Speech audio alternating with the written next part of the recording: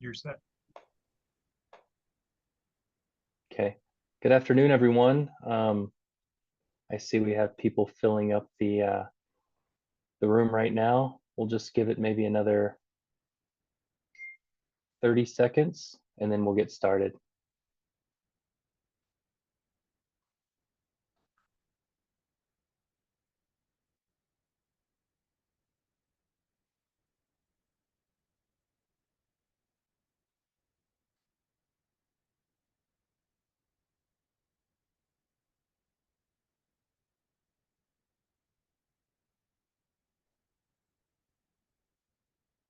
All right. Looks like we have about 9 attendees. Real quick, my name is Chad Bowling. I am the State Broadband Manager with the Wyoming Business Council. It's a pleasure to be here. Now we're going to go through today and do a webinar with our consultants with the state of Wyoming. We'll have Julie Park and Amy Meacham present, and then we'll have someone monitoring the any questions that anyone may have, and then we'll be sure to go through the questions and address any comments that come through. So Julie and Amy, I will hand it off to you. Great, thank you so much, Chad, and thank you all for taking time out of your afternoon to hear me. Hopefully everyone can hear me all right. Everything good? Great. Yep. As Chad said, my name is Amy Meacham. I work for CTC Technology and Energy as a consultant for the Wyoming Broadband Office. My colleague Julie Park and I look forward to discussing Wyoming's broadband equity access and deployment for the BEAD pre-qualification process. So as a reminder, what is BEAD? And let's go through the agenda. We skipped past the agenda, but the agenda is fairly straightforward. We're going to do a quick BEAD overview, a bit about pre-qualification and specifics about the broadband office's pre-qualification application. And then Julie will go through submitting an application, and we will come back and sum up and take questions and answer, or take Q&A.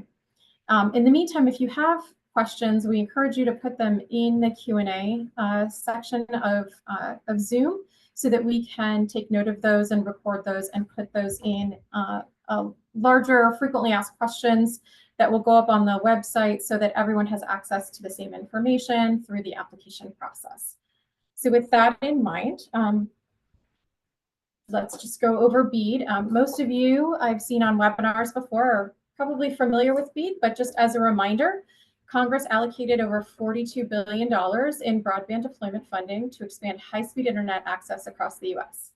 BEAD prioritizes funds to broadband serviceable locations, as defined by the Federal Communications Commission, considered unserved or 25 megabits down, 3 megabits per second up, and underserved locations, which is under 100 by 20.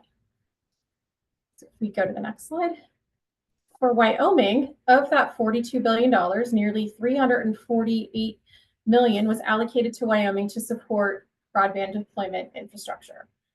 The BEAD program comes with a lot of hoops that the WBO must meet before it can begin to select sub-grantees to allocate deployment funds. So what are those hoops? Well, in 2023, WBO submitted 3 of 4 plans that are required for the BEAD program.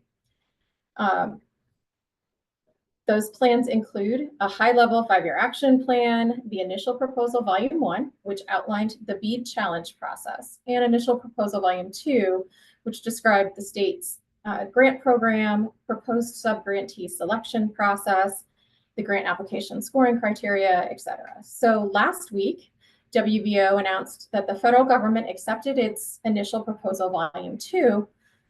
So that is now available on WBO's website, and I highly encourage you to go and read it and review it, as that is really the instruction guide for this entire process. And it is not short, and there are many requirements, but it is really the instruction guide on the instruction manual. And we will come back to that time and time again through the sub-grantee selection process. So again, What does that do to the overall timeline for BEAD? Right now, we are in what is called the challenge process. And so with that, the state has finished up there's a challenge phase, a rebuttal phase, and now the state is in the final determination phase, reviewing all of the challenges and the rebuttal evidence that was submitted. And that will go to determining what are the final list of unserved and underserved locations that will be used that BEAD funding will support.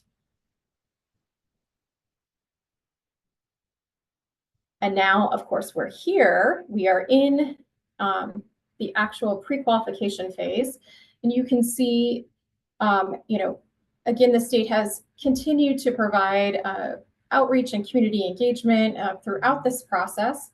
The state has submitted its digital access plan as of last year and applied for state funding. And we are here in the pre-qualification phase, and we will continue to discuss that through this process.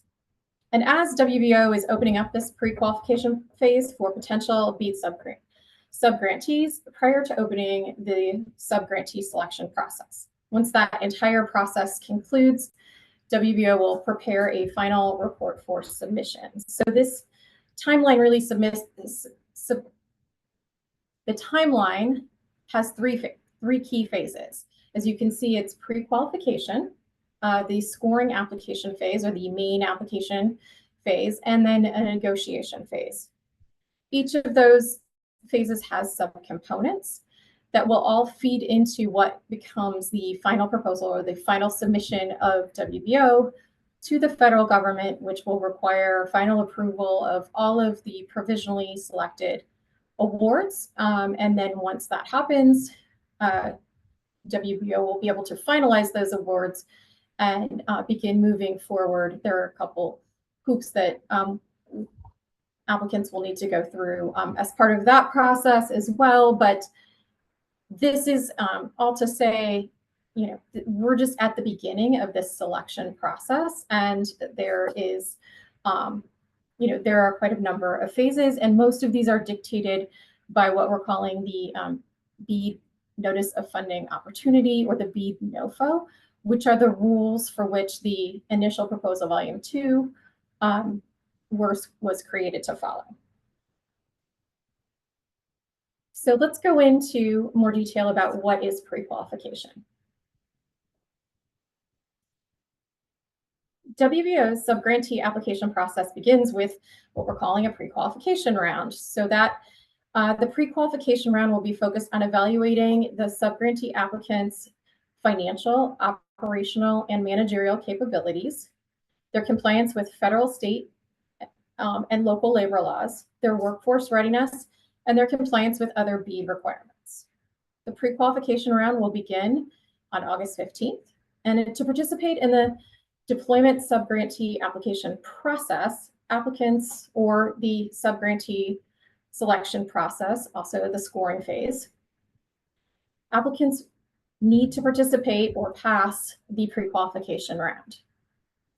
So what does that mean? WBO really seeks to reduce the burden on deployment, subgrantee applicants by allowing more time to assemble all of the required components. And so this process is really meant to help with this compressed time frame that the state now has, going back to that approval of initial proposal volume 2. Under the rules of the BEAD program, the state now has a year, or as of last week, slightly less than a year, to do all of the work to select subgrantees, put those in a package, have that go out to public comment, come back, finalize that final proposal, and then submit that to the government for approval. Again, that will help both the state and the potential grantees manage their resources effectively. You only require one pre-qualification application per subgrantee applicant, even if later you decide that you are going to submit multiple applications for different grant areas. So once you've met that minimum qualification, on a pass-fail basis, you can move forward. Most of the applications submitted during this pre-qualification round will be evaluated on a pass-fail basis. In other words, there'll be a minimum hurdle that applicants must meet in response to each question, but a formal application score will not be determined for any pre-qualification components. And in the interest of creating the most competitive formal deployment subgrantee program, WBO really has decided that it may engage with applicants after the application window to solicit any missing material or request revised materials. So what we're really looking for, again, is quality. The material must be thorough and aligned with the request, completeness. Whether there are any omissions or indications that might give rise to any concerns, the state may come back and ask you to fill in the gap. And appropriateness, those materials must indicate compliance with and adherence to the required standards. So what are those details? Let's go into those. There's also a handy checklist on the website that will go through this, but the user guide that should now be posted on the site as well. But as I noted, the key components are financial, organizational, and managerial capability, as well as technical capability of the applicant to actually successfully manage a BEAD award. These are requirements that are based on the government's rules, or the BEAD NOFO, and they come directly from that document and then are interpreted in Initial Proposal Volume 1. So financial capability means that the applicant provide an audited financial statement from the previous year or a financial equivalent of such document. If that is not in the normal course of business, there are certifications and documentations, and then a note that a letter of credit or a performance bond is a requirement of the program. The organizational capability includes resumes of key management personnel, organizational charts, and a note of organizational readiness. We might go, okay. And then again, certificates of compliance, federal labor laws, risk management, and ownership information that follows the FCC's ownership requirements for RDOF. Okay, we can go to the next slide. So as I noted, resumes of key personnel, org charts are all things that are required. The ownership information, certificates and licenses held by businesses and individual employees organized by role. This is not a predetermined list of certificates or licenses. This is just so the state can understand what type that applicants understand typical types of licenses and certifications, and that you have a generalized set of guidelines for employees in particular positions and expectations for typical types of certifications, whether that be a fiber splicer or a project manager. These are not pre-dictated. This is just a generalized list so that the state can understand how you are managing both your project and ultimately the network that is created therefrom. And of course, all federal awards require a SAM.gov registration, which means that you would have a unique entity identifier or a UEI. You do not have to fill out an entire SAM.gov registration in order to get that. You just must have that UEI, and a UEI must be active. As I noted, audited financial statements from your prior fiscal year or an equivalent financial information is required. If you do not have that, some justification will be required as to why that statement might not be available, and alternatives that are available are likely to be required. Audits must be complete by an independent certified public accountant, not a surprise, And this can often take several months to complete. So if you do not have one from the prior year, if you do not have one from 2023, but you have one from 2022 and you expect your 2023 audit to be completed by October, please let the office know that, for example. Again, an acknowledgement of the letter of credit or performance bond requirements of the program is part of the pre-qualification process as well. Those requirements are outlined in both the BEAD NOFO and the letter of credit waiver that's noted here. Other requirements that are included as part of this process, as part of the minimum qualifications, include some notation about past performance on broadband projects, especially for those of you considering projects within the state of those of similar size and scope to what you anticipate requesting for BEAD will be particularly instructive. Any other public funding that your organization or its affiliates have applied for, or that you intend to apply for. And these can include federal and state funding such as ARPA, RDOF, CAF, CARES, etc. It's not just, it's grant programs, but it's not just grant programs. So if you are also have a state program or some other similar program, include that as well. So for broadband deployment projects, as well as the project details, there's a handy template that gives you the list of information that the state is looking for. So the next bullet just outlines what's in the template.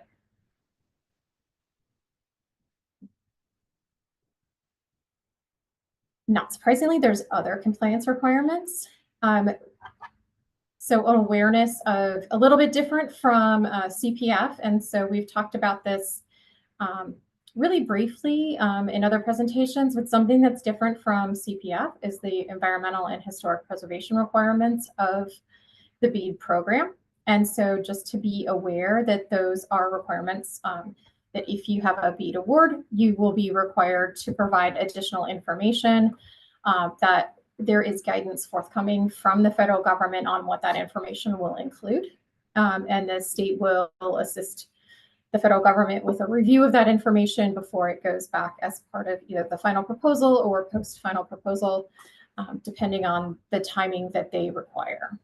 So just an acknowledgement of those requirements will be part of this. In addition, either the compliant supply chain and cybersecurity plan that reflect the government or NIST's cybersecurity framework. And so NIST is the National Institute of Standards and Technology. For those who are familiar, for those who are not familiar, your cybersecurity folks should be familiar.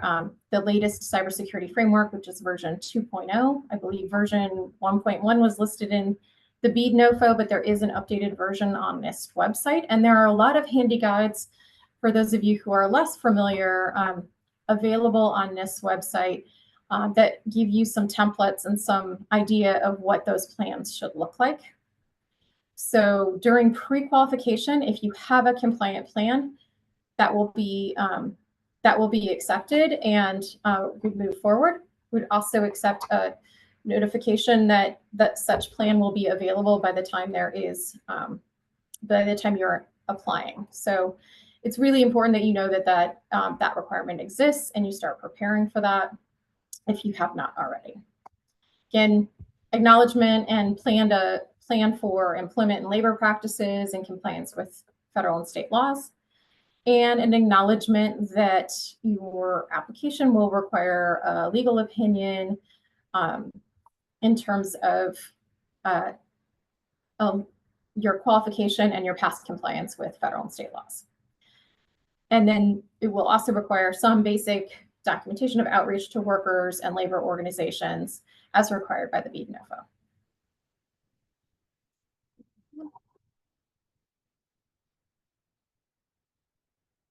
So not just existing providers, but the BEAD had highly encouraged rules for new entrants. And so new entrants are allowed as subgrantee applicants if they have less than 2 years of experience, but evidence that demonstrates sufficient capability is still required, and they still must meet the basic requirements, the minimum requirements, that they have sufficient capability, both in operational manager, or not just both, in all operational, managerial, and financial requirements. So again, resumes from key personnel can show that experience as long as the key personnel have such experience, or contractors with similar experience. They must include licenses and certification identifiers, and they must include similar financial or other documentation showing that they have such experience. Project description and narratives, again, from contractors or subcontractors, and the operational reports and financial reports. Okay. Next slide. Now I'm going to turn it over to my colleague, Julie Park, who is actually going to walk us through how to submit an application. Julie. Thanks, Amy. I just wanted to note there was a question that came in the QA, and I was wondering if now is a good time to pause and maybe we could try to answer that before getting into the application. I think that's a great question. And so the question is, our cybersecurity plan was prepared based on the BEAD NOFO, and it's based on NIST Cybersecurity Framework 1.1, version 1.1. Will that be accepted by Wyoming, or do we need to draft a new version based on NIST 2.0? There are substantial differences between the two versions, so we would prefer to submit our existing plan. I would recommend, and this will go in the FAQs as well, that you submit the version based on 1.1, and when you are updating a plan, that it be updated to the latest NIST framework, if that may be 2.0 or beyond at that point. Thanks, Julie. Sure. Well, then let me get us started. This next section, I'll provide a high-level overview of submitting an application through the portal. And like before, if you have any questions, please submit them to the Q&A chat box, and then we can address them at the end of this section. So to start off, I want to highlight some of the resources that are available to you as you fill out the application, and that I highly recommend and encourage that you reference. First, we've got the Initial Proposal Volume 2, which Amy referenced earlier. That's available on the WBO website, and we'll put the application and its requirements into the larger BEAD context, and it's just a great resource overall. Next, we have the Prequalification Application Guide, and this is a how-to document on navigating the portal, answering questions, and just completing the application.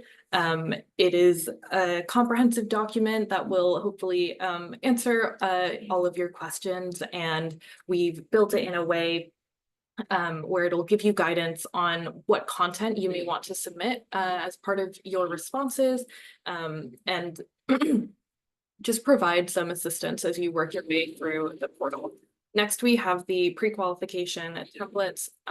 Amy referenced this earlier, but some of the questions are rather broad, and to standardize the way that subgrantee applicants can provide their answers and a standardized way for the state to review that content, these templates have been created and they are available on the website. So you will download them, complete them, and upload to the appropriate questions. The application guide will also tell you exactly which template to use for which question. The link is to the BEAD subsection of the Wyoming Business Council website, so that will house all of the posted materials and important information. And then finally is the email address, where I encourage you to send your questions about this process overall. A lot of folks have access to this inbox, so it'll just make sure none of your emails go unanswered. And any questions that come into this inbox will also be included in the FAQ document that will be regularly updated and released so that everyone has access to the answers. And then before I get into the actual application, I do want to note on organization access to the Salesforce environment, which is the portal. Some folks may already have an existing account within WBC's Salesforce environment if you've participated in previous programs. And so when the portal opens on Thursday, you'll just log in as usual and start working your way through the application. There may be some new entrants or entities that have never participated in one of the programs before, so you'll just need a new account. It's just a step that I want to make you aware of, so I brought some screenshots with me. When you click on the same link, and this will be available on the website and it's linked in the application guide. When the application opens on Thursday, you'll see the screen to the left. You'll put in your username and password if you have an existing account, and then you'll just start working your way through. If you don't currently have a business profile with WBC, you'll just click on Not a Member in the lower right-hand corner. And you'll see this view on the right side where you can create a business profile. The application guide goes into detail on how you do this. I just wanted to note that there is this extra registration step so that WBC has all of the relevant information for you to start filling out the application. And something I want to note, like with previous programs, there are going to be 2 users allowed per entity, so you can have more than one person within your organization filling out the application. But there are a couple caveats to that I'll highlight later. I just want to note that you can have more than one account accessing the application. So now I'll go into the actual application. These 4 steps provide the framework that you'll work your way through. Step 1 is confirming the business and contact information. Step 2 is the actual application. And then 3 is more of a validation point. It's the document management step. And then step 4 will be where you provide a signature and you complete the submission of the application. Step 1 is where you'll be reviewing business information. And if you've already got an account, it may just be an opportunity to review and confirm that the primary contact information is correct. It's also an opportunity to update if needed. You can also add in an authorized certifying official if this person is different from the primary contact. And this should be an individual within the organization who has the legal binding authority to check those certification boxes. There will also be contact fields for an alternative contact in case you'd like to list someone else. And then the last 2 questions of step 1 will be uploading that sam.gov registration and the state business registration documentation that Amy mentioned earlier. Then I'll just move into step 2. This is the bulk of the application. I'm sure y'all have submitted applications before, so some of your responses will be narrative text boxes, a file upload, multiple choice drop-down menus, a yes, no. There are a couple certification statements in there that are just a checkbox. And as I said earlier, these questions are pulled from the requirements written out in the state's IPv2. And so that's why it's a great resource to reference as you go through. I do want to note, and as you see on the right side, you've got the different sections. You can complete the sections in non-sequential order. However, there is skip logic in the application, and by that I mean your answer to a question may impact your view of subsequent questions. You may not see a certain question, or you may see an extra question. For example, if you decide to start the application by filling out section 5, and you work your way through and you think it's complete, it may not be complete because section 3 isn't complete. And oh, I'm so sorry, excuse me. You may not have seen all of the questions you need to. So while you can, save your progress and work your way through in non-sequential order, I would just recommend you Make sure all questions have been answered before you try to complete and validate the application. And as always, click Save and Continue as you progress through the different sections so you don't lose any of your work.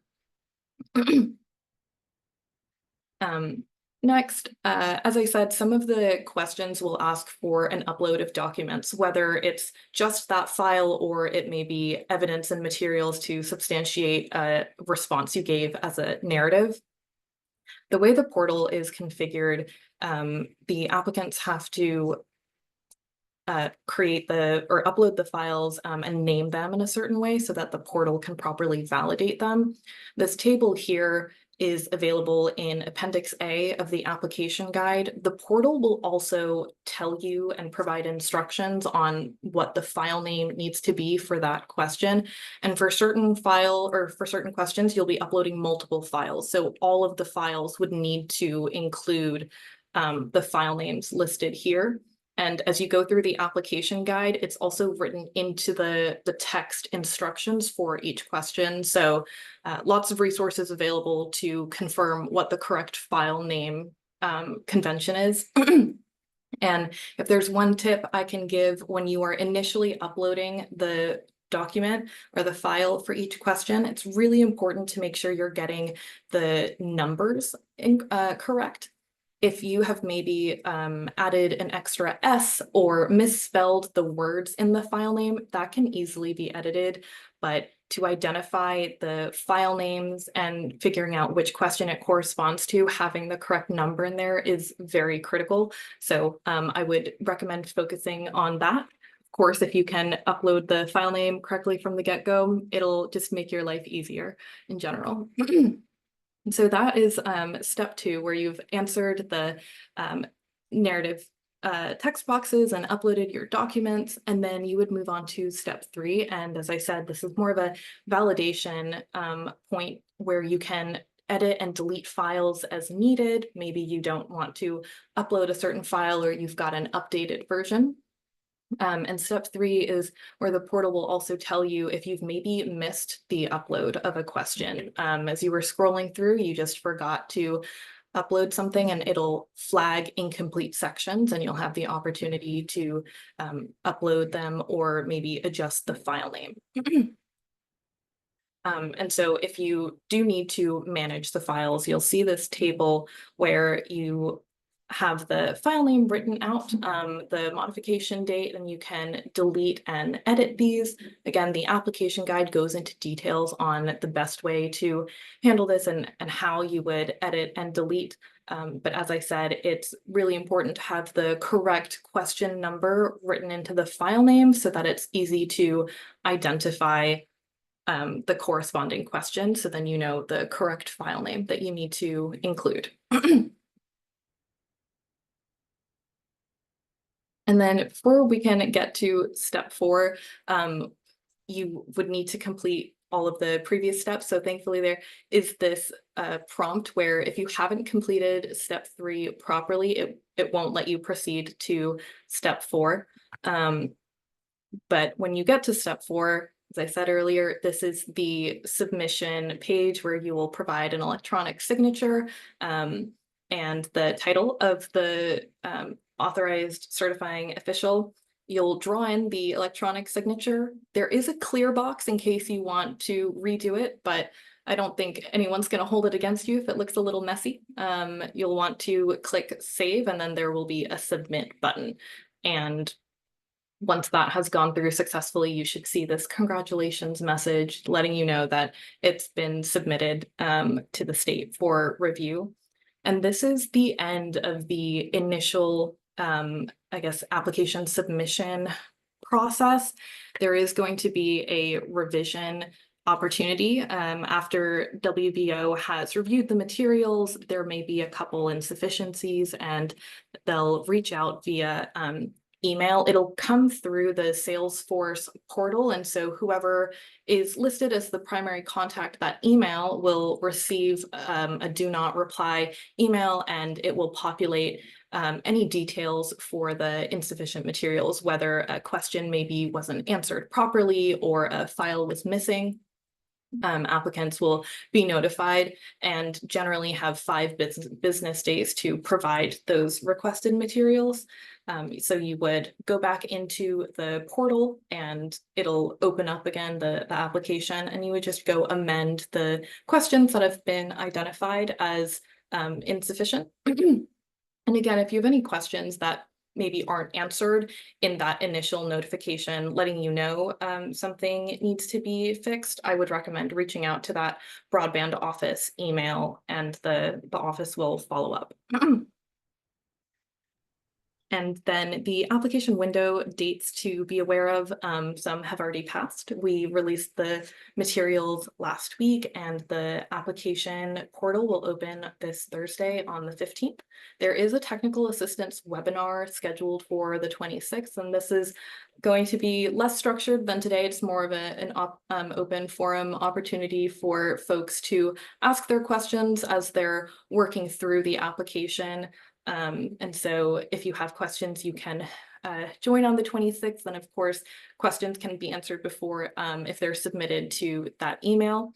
The application will close on September 14th, and then application revisions will be ongoing through September and October.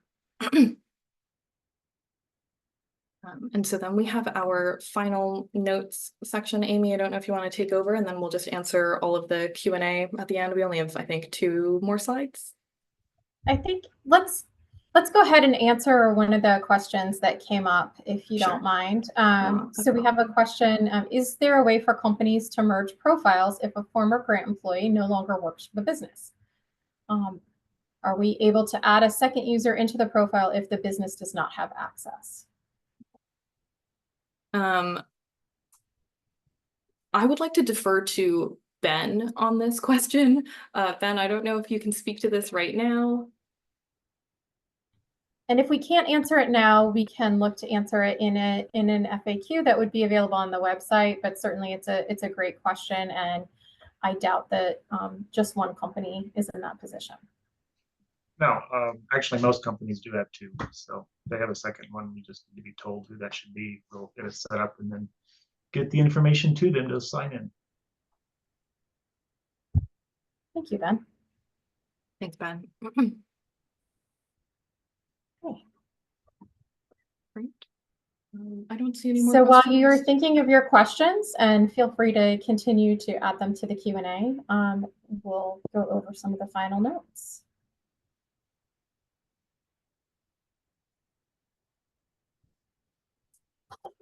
So as you can see, we do have a checklist for submission, and something that I don't have on here, or that we don't have on here, is really we really recommend that you start getting familiar, if you are not already familiar with the portal, as early as possible, and you start preparing your materials and start your application as early as possible. That allows time for any back and forth, as Julie indicated, that may be required to amend part of your application so that it can pass through to the subgrantee selection application phase.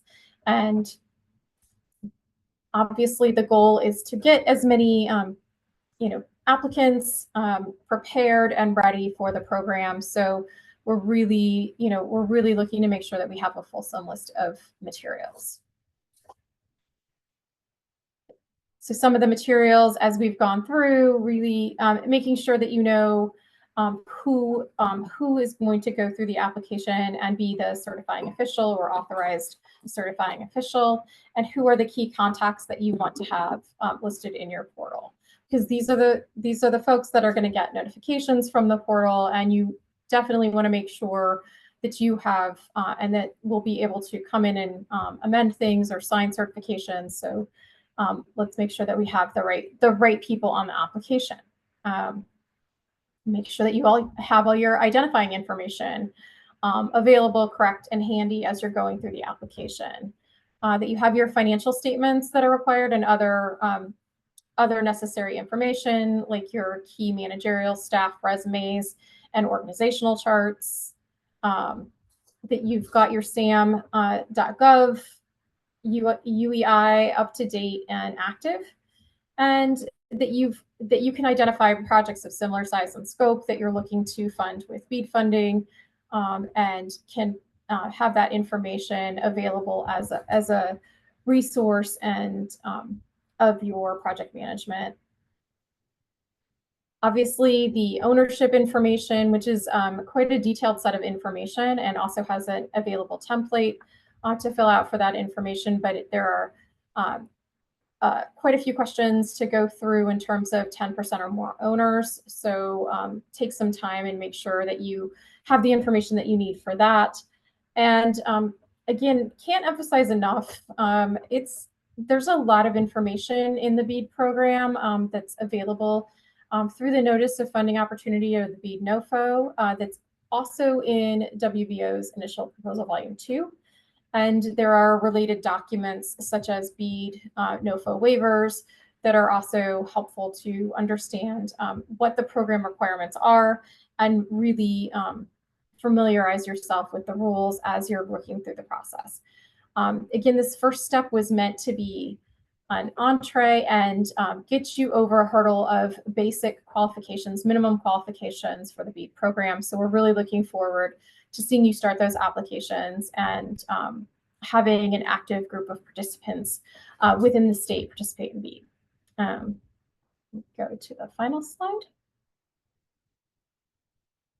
And just want to keep in mind, again, pre-qualification is based on a pass-fail basis. And so WBO is not going to be scoring these pre-qualification applications.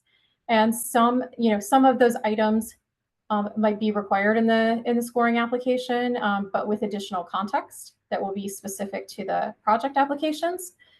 And again, it's meant to be a process that helps you save time and resources and will help the state make sure that it's getting ready for that scoring application and making the most of this 365-day window to get the final proposal all set and ready and get these really put those puzzle pieces together from the scoring application for serving all of the unserved and underserved locations throughout the state. And so with that, we do have one question. And I encourage you to keep asking those questions. Outside the portal, do you have an application template with the questions? I would recommend referencing the application guide, which does have all of the questions written out. So it's not a separate template per se, but it does have a lot of the content and all of the questions listed out in order.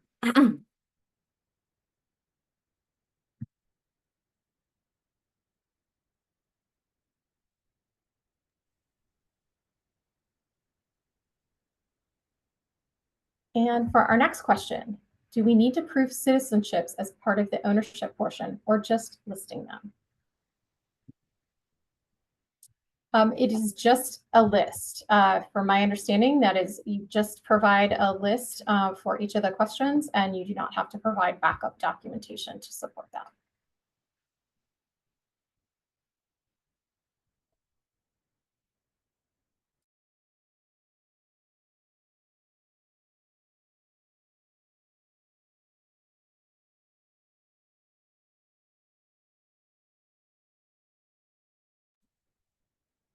I do not have the power to see if anyone's typing a question.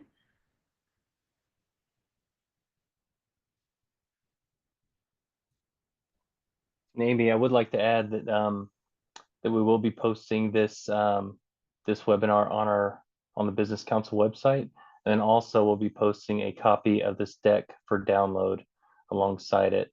Yeah, I just wanted to throw that out there, and we are here to help in any way we can. Feel free to reach out to me, and we will work to get your questions answered as quickly as possible.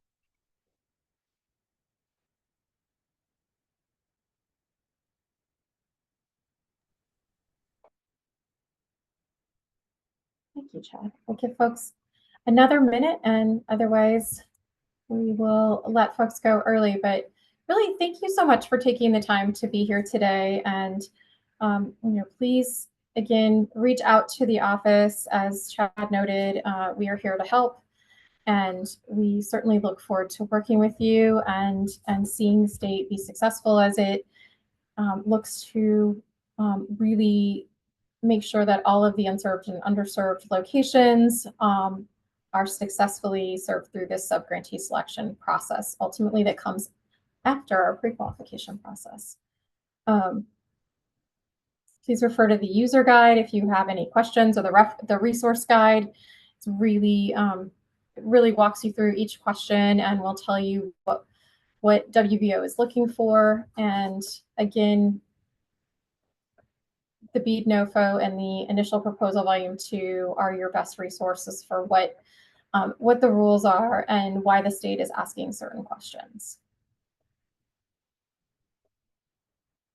And with that, I don't see any additional questions. If Chad, if you're okay, maybe we should consider letting folks go and closing out.